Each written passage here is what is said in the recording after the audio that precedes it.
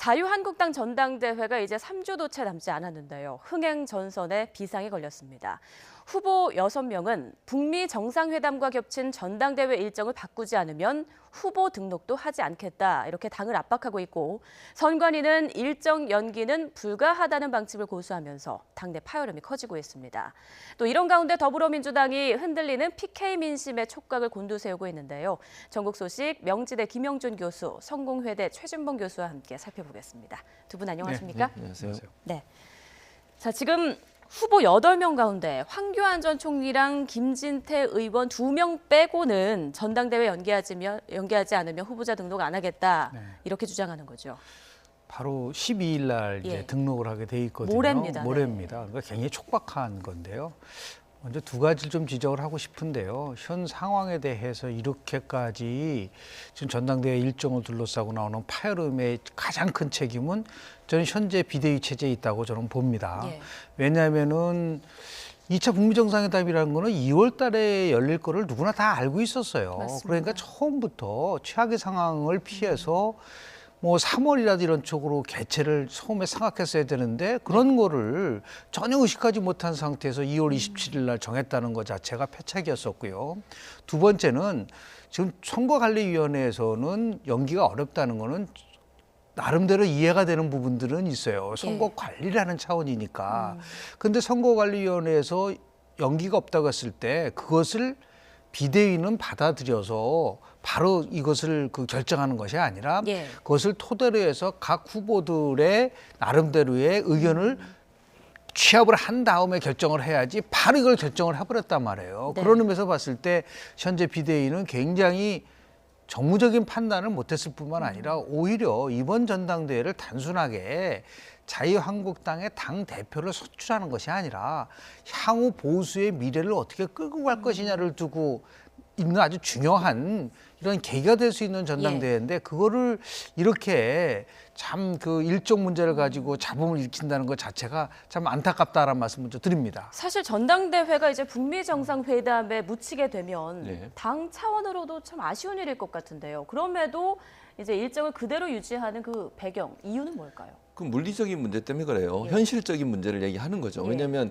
지금 당장 10,000명 정도가 모이게 돼 있거든요. 8,000명의 대의원들이 모여서 투표를 현장에서 하는데 10,000명 정도 모일 수 있는 실내 공간이 그렇게 많지 않다는 거죠. 그러니까 우리 이제 서울 근교에 그래서 컨벤션 센터 같은 걸 빌려서 해야 되는데 지금 현재 이제 킨텍스를 빌려서 하기로 했는데 만약 이걸 연기하게 되면 다른 장소를 물색해야 되는데 이 다른 장소들은 이미 다 예약이 차 있는 상태여서 그게 첫째적으로 어렵다고 주장을 하고 있고 또 하나는 이제 선관위 관리 문제거든요. 이게 중앙선관위가 관리를 같이 하게 돼 있어요. 왜냐하면 공정성 때문에 그렇거든요. 그러니까 자유한국당 선관위도 함께 하지만 중앙선거관리위원회에서 지원을 받아서 절차를 진행하게 돼 있는데 이게 이제 2, 3주 늦춰지게 되면 거기에 차질이 생길 수 있다는 겁니다. 지금 그러면 선관위가 자체적인 자유한국당 선관위만 하게 되면 나중에 후보들이 혹시나 탈락한 후보가 공정성에 시비를 걸 수도 있는 문제가 있다. 그래서 중앙선관위가 그 부분을 함께할 수 없는 부분이 있고요. 세 번째는 이제 방송 토론회나 여러 가지 이제 절차를 준비를 하고 있지 않습니까? 온라인 투표도 준비를 하고 있고요. 이 모든 게 이제 수년이 돼야 되는데 그랬을 때 올 수 있는 여러 가지 차질이 문제, 이런 문제들 아마 논의를 하고 있는 것 같아요. 아마 그러니까 제가 볼 때는 자유한국당 선관 입장에서는 현실적으로 좀 어려운 부분이 있다. 그런 부분들을 아마 이유를 들어서 어렵다라고 결정한 것 같고 그걸 비대위가 받아들인 게 아닌가 이렇게 보여집니다. 원칙대로 간다, 이런 내용인데 그렇게 되면 이제 황교안 전 총리랑 지금의 상황으로서는 김진태 의원 이 두 후보만 놓고 전당대회를 치르게 될 수도 있지 않습니까? 네네. 이제 날짜 변경이나 이런 가능성은 없을까요? 그거 키를 쥐고 있는 사람이 두 사람이죠. 한 사람은 오히려 황교안 전 총리라고 봅니다. 근데 황교안 전 총리는 뭐 당에서 결정한 사항을 따를 수밖에 없다라는 얘기를 자꾸만 하고 있는데요. 이 상황 속에서 오히려 나름대로 이러한 자신의 그 정치적 결심을 뭐 내일이라도 모든 후보가 같이 함께 이러한 전당대회를 통해서 축제 같은 대회가 이루어졌으면 좋겠다라고 하는 표명을 하게 되면 자연스럽게 이 어떠한 뭐 지금 최 교수님 말씀하신 부분들도 다 맞지만 정치라는 것은 그렇게 법리고 현실적인 걸 따지고서 움직여지는 것이 아니라 말이죠. 그래서 가장 큰 키는 저는 황교안 전 총리가 갖고 있다고 좀 보고요. 두 번째는 결국 이제 비대위원장이 이것을 이제 뭐 설득을 하겠죠. 설득을 하는데 현재 비대위원장의 그동안의 행태라든지 그분의 그런 정무적 판단이라든지 이런 거로 봐서는 뭐 당내에 또 어떤 자기 세력도 없고 말이죠. 그러다 보니까 어려울 거라고 좀 보는데 그런 의미에서 볼 때 저는 오히려 이것을 잘 극복할 수 있는 그런 모습을 만약에 황교안 전 총리가 보여준다고 한다면 예. 훨씬 더 이러한 잡음보다는 오히려 자신에게 유리한 분위기가 만들어질 수 있는 것이 있지 않을까라는 생각을 저는 개인적으로 합니다. 황 전 총리가 지금 키를 잡고 있다라는 네네. 말씀이시죠. 자, 우리 교수님께서는 네. 전당대회 앞으로 시나리오 어떻게 진행될 거라고 보십니까? 뭐 이제 김 교수님 말씀하신 것처럼 그것도 하나의 방법이 될 수 예. 있다고 봐요. 그건 이제 자유한국당이 결정한 문제이고 또 하나 이제 아마도 자유한국당 입장에서는 가능한 한 후보들을 설득하려고 나설 가능성은 있어요. 네. 그러니까 여러 가지 경선 룰의 문제에 있어서 어떤 부분 왜냐하면 이제 사실은 연기하자고 하시는 분들 중에 이제 여러 가지를 고민해 볼 수 있는 거 아니겠어요. 물론 뭐 흥행이라고는 전체적인 차원에서 보는 관점도 있겠지만 또 이제 개인의 유불리 차원, 당선의 유불리 차원에서도 연기하는 쪽이 사실은 지금 황교안 전 총리 입장에서 빨리 하는 게 좋죠. 네. 그러니까 왜냐하면 대세를 굳혀서 당선 가능성이 지금 높은 상황 아니겠습니까? 그런데 나머지 추격하는 입장에서는 조금 더 시간을 벌게 되면 선거운동을 더 많이 할 수 있는 부분도 있기 때문에 그런 부분도 미묘하게 연관돼 있다고 보여지거든요. 그래서 아마 1차적으로 제가 볼 때는 자유한국당 내 이제 뭐 지도부는 설득에 나설 가능성이 있어요. 뭐 여러 가지 경선 룰에서 일정 부분 후발 주자한테 어드밴티지를 주는 방식으로 예컨대 뭐 지금 TV 토론 같은 게 더 많이 하자고 지금 네. 얘기하거든요. 현장 합동 연설회보다 그런 부분들에 대해서 조정을 한다든지 뭐 그런 부분은 이제 내부적으로 어떤 결정이 되겠죠. 1차적으로는 그렇게 갈 가능성이 있고 그래도 정말 끝까지 만약에 6분이 등록을 안 하고 예. 보이콧을 하겠다 그러면 이제 이거는 참 상당히 심각한 상황에 빠지게 되는 거죠. 뭐 두 사람만 해가지고 물론 그렇게 해서 뽑을 수도 있겠지만 그렇게 되면 제가 볼 때 반발이 클 겁니다. 그냥 네. 단순히 후보들의 문제만 아니라 자유한국당 당원들 입장에서 상당히 그렇죠. 반발이 클 수 있어서 두 분만 할 수 있는 상황으로 밀어붙이기는 조금 어려운 부분도 있다. 그래서 여러 가지가 아마 고려돼서 남은 기간 동안 최대한 노력을 할 것이고요. 또 이제 말씀하신 것처럼 만약 황교안 전 총리가 대승적으로 해서 좀 더 넓게 뒤로 가자. 예. 뭐 이렇게 볼 수 2주가 아니라 좀 더 뒤에 뭐 예를 들면 준비하는 과정들을 잘 고려해서 한 가지 또 고민되는 것은 뭐냐면 4월 재보궐 선거가 있거든요.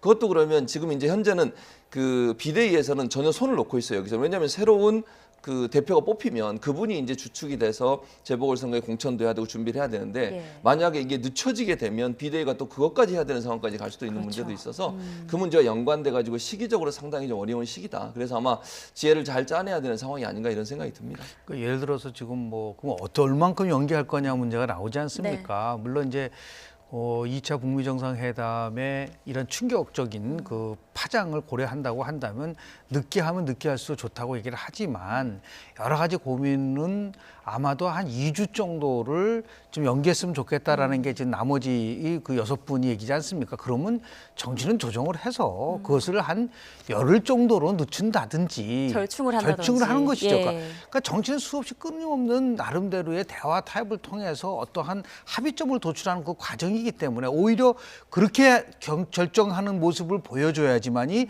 자유한국당이 나름대로 새로운 모습으로 변하는구나 될 수가 있는 부분이고요. 그래서 저는 뭐 얼마든지 가능하다고 보고 장소에 대한 문제도 정말 이 부분을 목숨을 걸고 한다고 한다면 왜 안 될 수 있겠습니까? 그렇게 해서 좀 더 누구나 같이 다 참여해서 당원과 국민들이 함께 차기 당대표를 선출하는 그러한 저는 전당대회로 갔으면 좋겠다는 것이 개인적인 생각이고요. 예. 대한민국 정당사에서 아주 굉장히 야당 전당대회에서 76년 5월 달에 있었던 신민당 전당대회가 있었습니다. 그때 무려 3번이나 전당대회가 치러졌어요.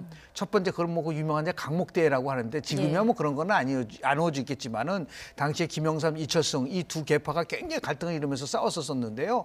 결국 나중에 3번의 전당대회를 통해서 다음에 이철승이라는 사람이 집단 지도자로 됐는데 굉장히 아름답지 못한 거 아니겠습니까? 그러니까 결국은 야당에 있어서 지금 자유한국당은 절체절명의 위기라고 한다면 이거를 슬기롭게 극복할 수 있기 위해서는 저는 내일이라도 제일 좋은 방법은 8인지 회동을 해서 거기서 의견을 도출하면서 결국은 나름대로 그런 같이 함께하는 그러한 지혜를 모으는 것이 오히려 성숙한 당의 모습이 아닐까라는 생각을 합니다. 예. 자, 그리고 이 전당대회를 앞두고 박근혜 전 대통령이 또 화두로 떠올랐습니다. 화면 함께 보고 계속 이야기 이어가겠습니다.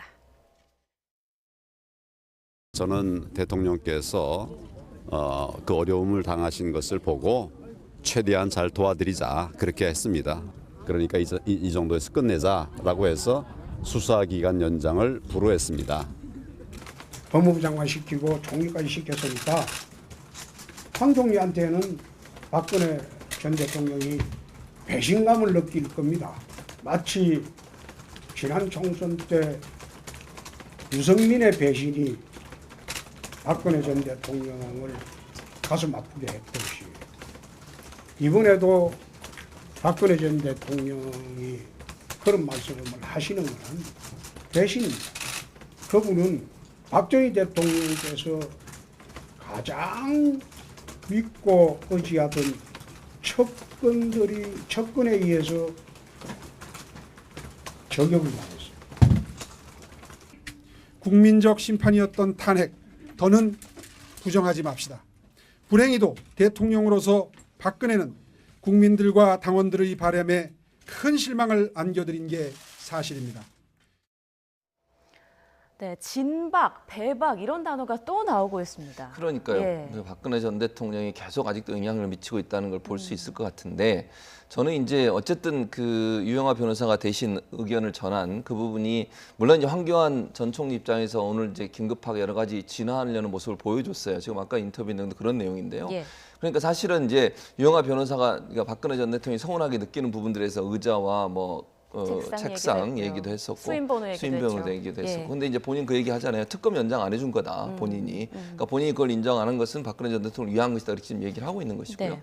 근데 이제 저는 그렇게 생각해요. 이 발언이 그럼 어느 정도까지 파장을 몰고 올 수 있을까? 물론 조금 어느 정도까지 파장이 오겠죠. 그러나 큰 틀에서 대세를 바꿀 만큼의 파장이 오기는 제한적일 거라고 저는 개인적으로 보거든요. 이유는 박근혜 전 대통령의 메시지를 전한 유영하 변호사가 홍준표 전 대표도 같이 비판을 했어요. 홍준표 전 대표에 대해서도 한 게 뭐가 있냐. 예전에 그렇게 친박 욕하고 친박에 대해서 부정적인 얘기하고 이러던 분이 갑자기 친박인 것처럼 이렇게 태도를 바꾸는 걸 어떻게 믿을 수 있냐. 이런 얘기를 했단 말이죠. 예. 그러면은 투보로 나온 가정 뭐 앞서간다고 보여지는 그 두 분, 또 오세훈 전 시장 같은 경우는 아예 박근혜를 넘어서자 이렇게 지금 얘기하고 있는 상황이잖아요. 그러면 누구를 찍으라는 거예요, 대체? 이런 상황에서 과연 그러면 친박으로 분류되는 분들이 어느 찍을 사람이 특별히 없는 거 아니겠어요? 그러면 대세론을 갈 가능성이 있다고 보고 황교안 전 총리는 물론 이제 뭐 디테일한 부분에서 불만이 있다고 얘기가 나왔음에도 불구하고 그래도 친박에서는 황교안 전 총리가 가장 오랫동안 박근혜 전 대통령과 함께 국정을 했었고 또 권한대행도 했고 이런 부분들 때문에 그래도 친박이라고 믿는 부분이 있지 않겠나 하는 생각이 들어서 약간의 변화는 있을 수 있고 영향을 줄 수 있지만 대세의 큰 흐름에 영향을 줄 만큼의 메시지가 될 수는 없을 거다 이렇게 봅니다. 근데 저는 이 상황을 보면서 진짜 대한민국의 보수 세력이라는 데 대해서 회의감을 느낍니다. 예.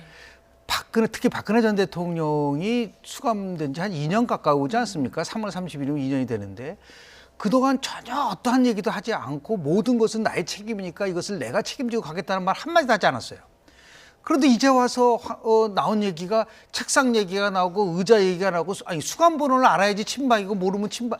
그 도대체 이러한 인식과 이러한 말이 나온다는 것 자체가 이게 얼마나 본인만 위하고 있는 것이냐. 오늘날의 보수가 이렇게 나름대로 위기를 맞이하고 실패하고 괴멸하는 가장 큰 핵심적인 책임이 과연 누구한테 있느냐.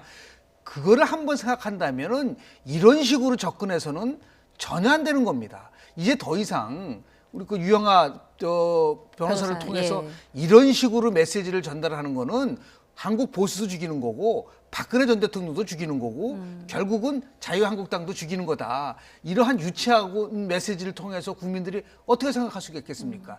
지금 단순하게 이게 영향을 미치냐 미치지 않냐 그 문제가 아니에요.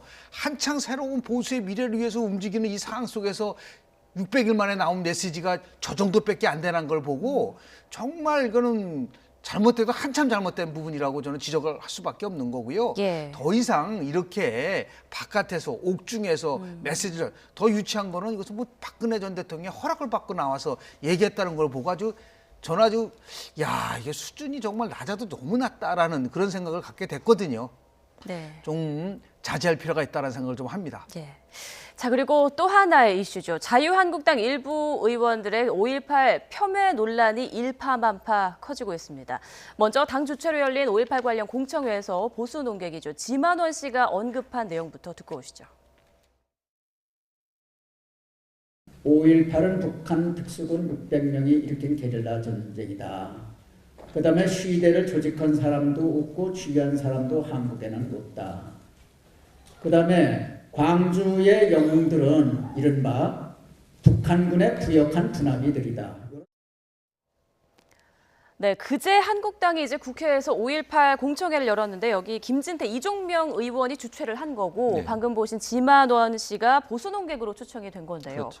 들으신 내용 말고도 여러 발언들이 지금 논란이 되고 있어요. 논란이 되고 있죠. 예. 아니 광주 민주화 운동은 이미 국가에서 조사하고 다 해서 국가 유공자로 인정하고 그분들한테 유공자의 로서의 어떤 역할도 할 수 있도록 하고 이렇게 된 상황 아니겠습니까? 예. 이미 정부에서 모든 걸 다 조사해서 결론 내린 내용을 가지고 저렇게 터무니없는 말씀을 하시는 것이 과연 바람직한가? 저걸 또 자유한국당의 의원들이 주최를 해가지고 저런 행사를 했다는 것도 저는 좀 이해가 안 되고요. 저런 행사를 했을 때 뭘 얻고 싶었는지 모르겠어요, 대체. 저렇게 해가지고 국민들이 정말 돌아선 보수의 민심이 돌아올 수 있을까요? 제가 볼 때는 더 극우로 가는 모습을 보면서 보수들이 돌아오려다가도 마음이 돌아갈 것 같아요. 다시. 그래도 어느 정도 좀 자유한국당이 잘 되고 있나 보다. 또 흥행이 되려고 하나 보다. 이런 마음 갖고 왔다가도 저런 행사 하나 때문에 결국 마음 돌리고 다시 돌아가는 사람이 얼마나 많겠습니까? 예. 더 이상 저렇게 구적인 행동을 하면 안 되는 거예요. 아니 이미 모든 게 다 결론 나서 다 확정된 내용을 가지고 다시 그걸 문제 삼아 가지고 마치 뭐 북한군이 몇백 명이 내려와 가지고 광주 민주화 운동에 개입을 했다 이런 얘기를 한다는 것이 과연 누구를 설득할 수 있겠습니까 대체? 저는 자유한국당 의원들도 정말 저러시면 안 된다고 생각해요. 저게 바로 보수들이 다시 뭉치려고 하는 부분에 찬물을 끼얹는 것이고 도리어 보수를 붕괴시키는 또 제자를 찾아가려고 하는 보수의 모습을 완전히 다시 괴멸시키려고 하는 의도로밖에 보이지 않기 때문에 저런 행동을 하는 의원들도 반성 크게 하셔야 되고요. 지금 저게 논란이 돼가지고 지금 얼마나 지도가 곤혹스러워하고 있습니까?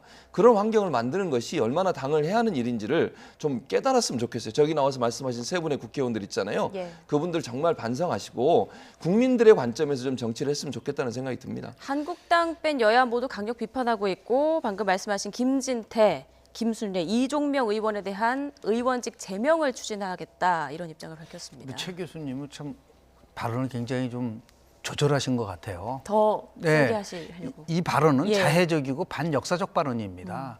다시 얘기해서 있을 수 없는 발언을 한 거죠. 지금 제가 그래서 자유한국당의 당규를 한번 찾아봤어요. 네. 여기 그 출연하기 전에.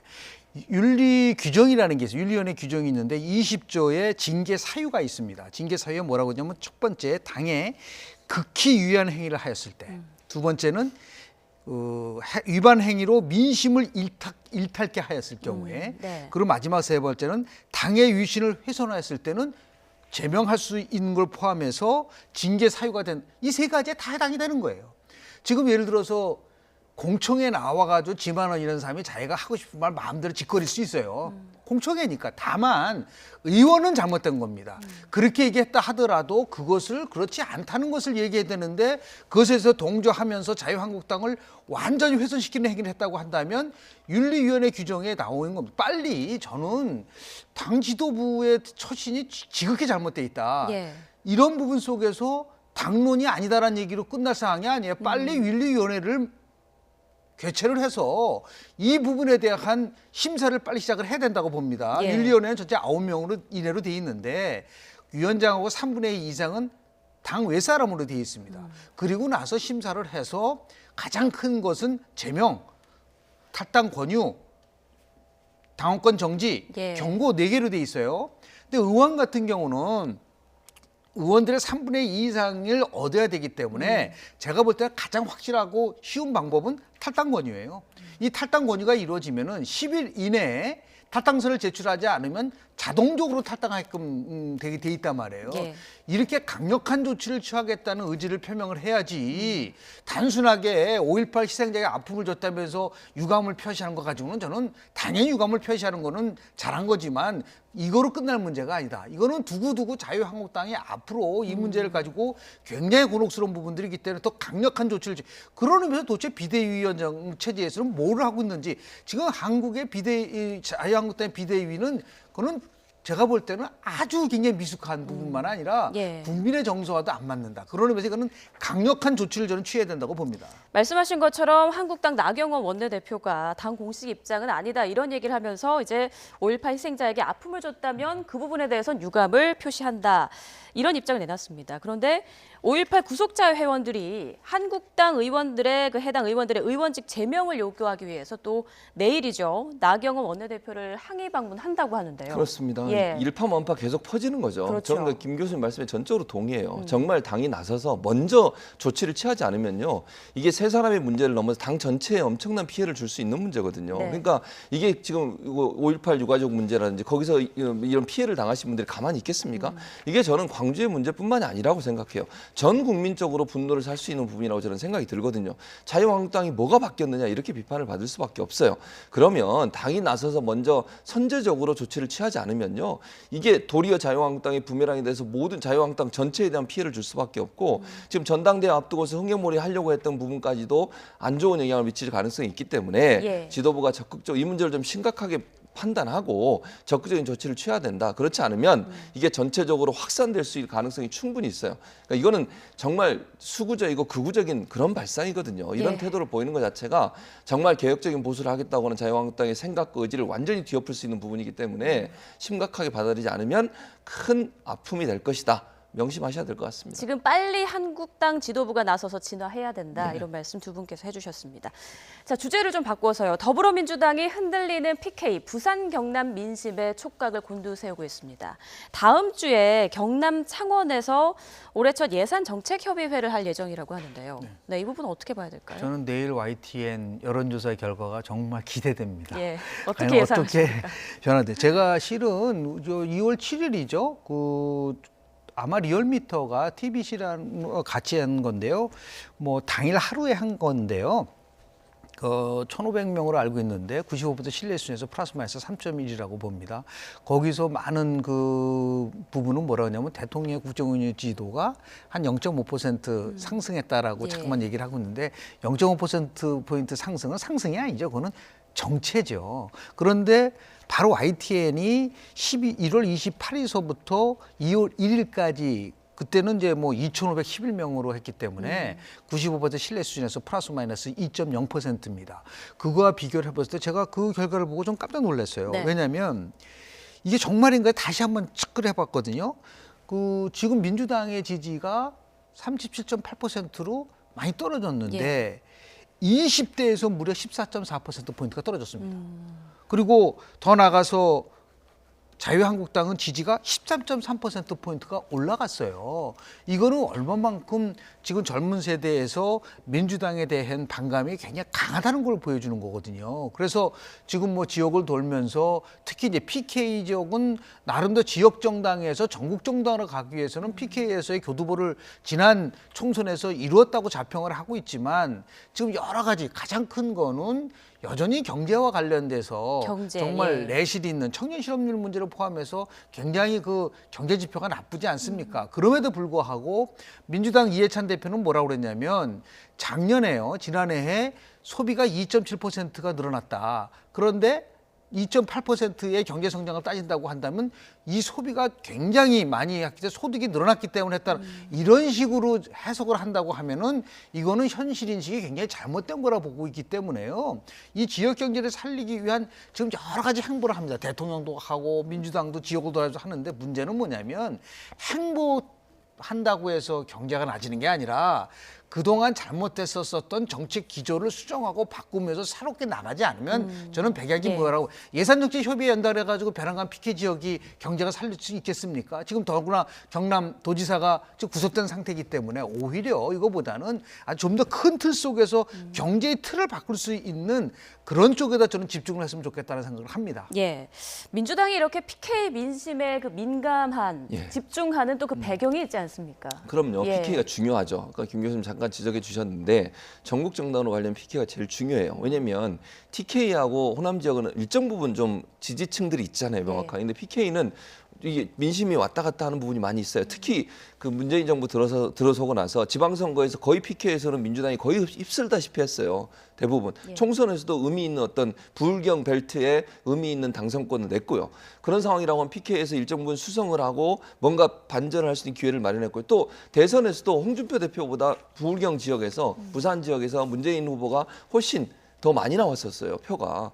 그랬는데 지금 분위기로 봐서는 완전히 지금 뒤집어지고 있는 상황이라고 판단한 거예요.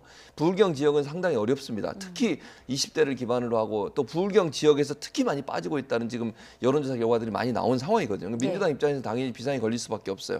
이게 지금 울산 같은 경우 조선이나 자동차 산업이 불황을 겪으면서 경제적 어려움을 겪고 있죠. 그다음에 이제 김경지사 문제도 있죠. 이런 문제 여러 가지 문제들 때문에 사실은 부울경 지역이 민심이 많이 동요하고 있는 건 분명히 보입니다. 그거에 대한 인식을 하고 있는 걸로 보이고 다만 중요한 것은 경제를 살리기 위해서 어떤 처방책을 내놓을 수 있을 거냐 하는 게 굉장히 중요하다고 저는 보거든요. 문재인 대통령이 얘기하셨던 것처럼 정말 국민들이 체감할 수 있는 경제적 어떤 성과를 내는데 올인하셔야 된다. 그렇지 않은 PK 지역을 다시 되돌리기 어려운 부분이 있기 때문에 경제 부분에서 뭔가 성과가 있어야만 된다고 하는 그런 어떤 긴급함이 민주당에게 다가오는 것 같고 실제적으로 성과를 낼 수 있는 정책적 변화가 반드시 필요하다는 생각이 듭니다. 네. 자, 이제 마지막으로 국회 얘기를 좀 해봐야겠습니다. 1월은 민주당 반대로, 2월은 또 자유한국당의 보이콧으로 임시국회 파행 국면 계속되고 있지 않습니까? 또 이달 중순까지 여야 3당 그 교섭단체 대표 회동 자체가 불가능한 상황이라고 하는데요. 참 심각한 상황인 것 같아요. 보통 그럴 경우 이제 여야의 극한 대결 구조에 대해서 여야 모두를 비판하는 부분이 일반적인 시각이죠. 근데 저는 조금 방향을 좀 틀어서 말씀을 좀 드리면 대한민국에서 국회는 엄밀하게 따지면은 합의의 덫에 빠져 있다. 그러니까 원내교섭단체를 이룬 정당 하나가 합의를 하지 않으면 아예 문을 열 수 없는 구조예요. 그러니까 미국 같은 의회에서는 그러한 합의가 아니라 자동으로 열리게 돼 있단 말이죠. 근데 그렇게 안 돼 있는 상황 속에서 이거를 풀 수 있는 것은 그러면 조금씩 양보를 해야 되지 않느냐라고 하는 굉장히 교과서적 얘기를 하고 있지만 정말 이 경제가 절박하고 경제를 살려야 되고 또 2차 북미 정상회담이 곧 있지 않겠습니까? 그렇게 한다고 한다면 결국은 권력을 가지고 있는 세력이 이 문제를 풀어가야 된다고 합니다. 저는 볼 수밖에 없습니다. 지난 정부 때 한번 보시죠. 박근혜 정부 때 모든 국회가 다 차단됐을 때 야당이 그 당시에 지금 여당이 야당이었을 때 뭐라 그랬어요? 대통령이 결정을 하고 이 문제를 풀어가라는 얘기를 많이 했는데 그런 의미에서 2016년 4월 달에 사학법 재개정 때문에요. 엄청나게 여야가 갈등을 치렀는데 당시 노무현 전 대통령이 여야 원내대표를 청와대로 불러가지고 그때 당시에 김한길 원내대표였었는데 뭐라고 얘기했냐면 이번에는 김한길 원내대표가 양보를 하시죠 해가지고 물꼬를 튼 적이 있어요. 그렇기 때문에 이거를 그냥 방치를 한다고 한다는 것은 결국 책임이 누가 더 크냐면 저는 집권 여당이 더 크다고 봅니다. 그런 의미에서 봤을 때 이 문제를 풀어갈 수 있는 힘은 여전히 집권 여당과 청와대에 있는 부분들을 깊이 인식을 해서 뭔가 좀 납득할 수 있는 조치를 통해서 빨리 저는 국회가 열렸으면 좋겠다는 생각을 합니다. 애초 늦어도 오늘 18일 임시국회를 개최하기로 당초에 타진을 했었는데 지금 그것도 불투명한 상황 아닙니까? 그렇습니다. 그것도 불투명한 상황이죠. 그래서 저는 이 지금 민생법원 사립유치원법이나 체육계 성폭력, 폭력 문제, 그다음 최저임금 결정 권한, 결정 구조 개편 법안 이것도 경제에 가장 중요한 문제 아니겠습니까? 또는 탄력 근로자 확대 문제 이런 것들도 경제에 중요한 문제를 영향을 미치는 요소들이기 때문에 여야가 국회는 움직이면서 싸우더라도 움직이면서 싸웠으면 좋겠어요. 일하면서 싸워야 되지 않겠어요. 저렇게 본인들 여야 다 본인들의 입장이 받아들이지 않으면 그냥 이거 안 하겠다고 못 하겠다고 해버리고 그냥 보이콧 해버리면 그럼 민생법안은 어떻게 되는 거예요? 대체 국민들은 국회의원들이 일을 하고 있는지 하는 부분에서 여러 가지 의심을 갖고 있는 부분이 있지 않겠어요? 저는 그래서 어떤 상황에서도 국회는 계속 돌아가야 된다. 그 안에서 일하면서도 싸울 수 있는 거 아니에요? 그런 부분을 내팽개치면서까지 싸우는 것은 저는 그건 민생을 볼모래가지고 싸우는 거라고 생각해요. 그건 정말 잘못됐다고 보고 국회가 운영되면서 국민들이 원하는 어떤 법안 처리에서 적극적으로 하면서 또 부딪히는 부분이 있으면 거기에서 또 논쟁하고 토론하고 이런 일이 계속 돼야 되는 건데 아예 국회를 멈추는 행위는 정말 잘못됐다고 봅니다. 그런 부분으로 국회가 좀 반성해야 한다고 생각을 해요. 지금 국회 파행을 해결할 방법은 뭐라고 사실은 보십니까? 서로 양보해야 되는 거죠, 사실은. 예. 이제 뭐 물론 김 교수님 말씀처럼 여당도 양보할 부분이 있으면 양보하고 또 야당도 보이콧만 한다고 해서는 안 되는 거잖아요. 그러니까 일단 국회 안에 들어와서 뭐 싸우더라도 싸우고 논쟁을 하더라도 해야 되는데 아예 국회 문을 안 들어가겠다고 해버리니까 보이콧 한다는 것 자체가 사실은 문제라고 보는 거거든요. 그러니까 국회는 운영하면서 싸우는 부분도 싸울 수 있는 이런 정책으로 가는 것이 필요하다는 생각이 듭니다. 네, 알겠습니다. 네, 지금까지 명지대 김용준 교수, 성공회대 최준봉 교수와 함께 전국 소식 살펴봤습니다. 두 분 고맙습니다.